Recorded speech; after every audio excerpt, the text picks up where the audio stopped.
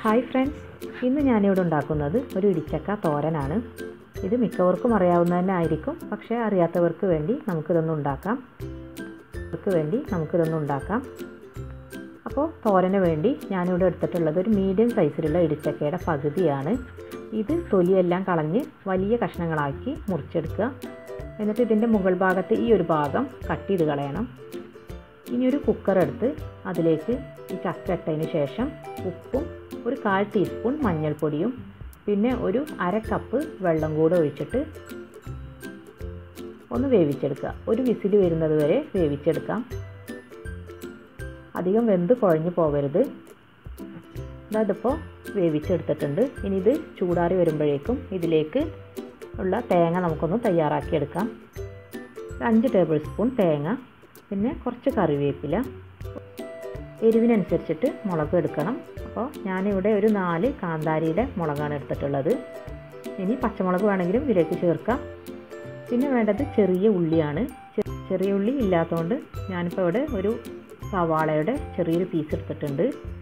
പിന്നെ വേണ്ടത് ഒരു 1/4 ടീസ്പൂൺ ചെറിയ ജീരകം. ഇതെല്ലാം കൂടെ ഈ മിക്സിയുടെ ജാറിലേക്ക് ഇട്ട് ഒന്ന് തരിതരിപ്പായിട്ടൊന്ന് അരച്ചെടുക്കുക. അധികം അരഞ്ഞു പോകരുത്, ഒന്ന് ക്രഷ് ചെയ്തെടുത്താൽ മതി. ഇനി ഇതൊരു പാത്രത്തിലേക്ക് മാറ്റിയതിന് ശേഷം നമ്മൾ നേരത്തെ വേവിച്ച് വെച്ചിട്ടുള്ള ചക്ക ഈ ജാറിലേക്ക് തന്നെ ഇട്ട് കൊടുക്കാം.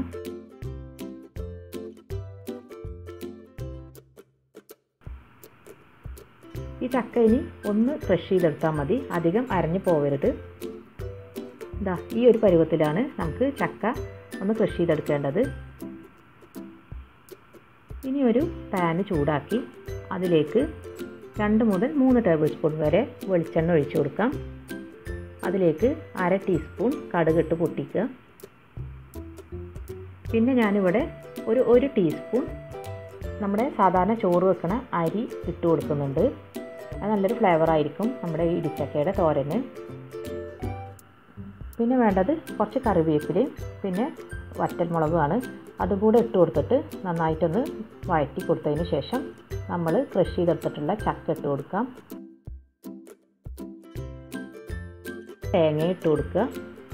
ഇതിന് ആവശ്യമായിട്ടുള്ള ഉപ്പും കൂടെ ചേർക്കുക.